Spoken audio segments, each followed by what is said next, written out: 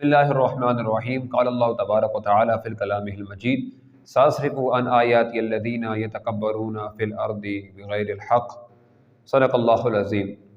اللہ تبارک و تعالیٰ اپنے پاک کلام میں ارشاد فرماتا ہے کہ ساصرف عن آیاتی الذین یتکبرون فی الارض بغیر الحق، وہ لوگ جو زمین میں ناحق بڑائی چاہتے ہیں تو میں ان کو عنقریب اپنی نشانیوں سے پھیر دوں گا۔ اس آیت کا مفہوم یہ ہے کہ اللہ تبارک و تعالیٰ فرماتا ہے کہ جو لوگ زمین میں اپنی بڑائی چاہتے ہیں، تو تکبر کرنا چاہتے ہیں، تو میں ان کو اپنی نشانیوں سے، اپنی آیتوں سے، اپنے کلام سے ان کو پھیر دوں گا۔ اب اس آیت کریمہ میں اللہ تبارک و تعالیٰ نے جو متکبر ہیں ان سے خطاب فرمایا کہ تم تکبر نہ کرو، اور اس سے ریلیٹڈ بھی قرآن میں کئی مقامات پر فرمایا کہ ان الذین یستکبرون عن عبادتہ، یہاں پر فرمایا، پھر شیطان کے لیے جو فرمایا کہ وَإِذْ قُلْنَا لِلْمَلَائِكَةِ اسْجُدُوا۔ اب جو تکبر ہے وہ اسٹارٹ کہاں سے ہوا، تکبر کی ابتدا کہاں سے ہوئی؟ تو تکبر کرنا، سب سے پہلے اس بات کو ذہن نشین کر دیا جائے کہ تکبر کرنا یہ شیطان کی نشانی ہے۔ یہ آدمی کو ناحق بات سے انکار کرنا، کسی نیکی کو حقیر سمجھنا، یہ شیطان کی نشانی ہے۔ چنانچہ جب اللہ تبارک و تعالیٰ نے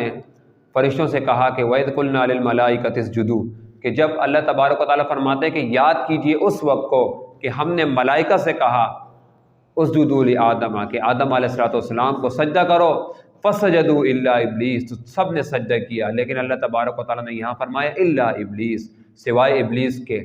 یعنی سوائے شیطان کے۔ ابا واستکبر وکان من الکافرین، اور یہاں پر جو ابا واستکبر جو لفظ ہے یہ تکبر ہے، اور جب اس نے تکبر کیا تو اللہ تبارک و تعالیٰ فرماتے ہیں وکان گیا۔ اب اس آیت کو دیکھیں، اور جو لوگ تکبر کرتے ہیں، حق کا انکار کرتا ہے، کسی نیکی کو حقیر سمجھتا ہے، رسول اللہ صلی اللہ علیہ وسلم کا فرمان ہے کہ لا تحقرن من المعروف شیئا، کہ کسی بھی نیکی کو حقیر نہ جانو، ولو ان تلقى اخاك بوجه طلیق، اگر تم اپنے بھائی سے خندہ پیشانی یعنی اچھی طرح ملاقات کرو گے تو یہ بھی تمہارے لیے ایک نیکی ہے، یہ بھی تمہارے لیے ایک بہتر ہے، کسی کے تکبر نہ کرو۔ اور تکبر کرنا یہ شیطان کے دور سے ہوا، شیطان نے سب سے پہلے تکبر کیا، یہ فرمایا کہ قال انا خیر من،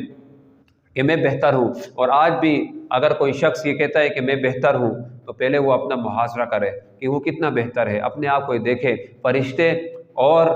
نبیوں کے علاوہ کوئی اس دنیا میں بہتر نہیں ہے، کیوں کہ یہ چیز، یہ گناہوں سے پاک ہے، اور انسان یہ گناہ کرتا ہے، اور انسان پھر کہاں سے اپنے آپ کو بہتر ثابت کرتا ہے کہ میں بہتر ہوں؟ جب رب تبارک و تعالیٰ نے فرمایا کہ انسان گناہ کرتا ہے، نبی کریم صلی اللہ علیہ وسلم کا فرمان ہے کہ انسان گناہ کرتا ہے، تو پھر کوئی شخص یہ کہے کہ میں دوسروں سے بہتر ہوں تو دوسروں کا حقیر سمجھے۔ اور تکبر مین اس چیز کا نام ہے کہ حق چیز کو دیکھ کر اس کا انکار کرنا، اور اس کی طرف اس کو حقیر جاننا۔ اور آدم علیہ السلام کو شیطان نے سجدہ کرنے سے حقیر جانا کہ میں اس کو سجدہ کروں گا، تو اللہ تبارک و تعالیٰ نے فرمایا کہ تجھے کس چیز نے روکا سجدہ کرنے سے؟ فرمایا میں بہتر ہوں، خلقتنی من نار،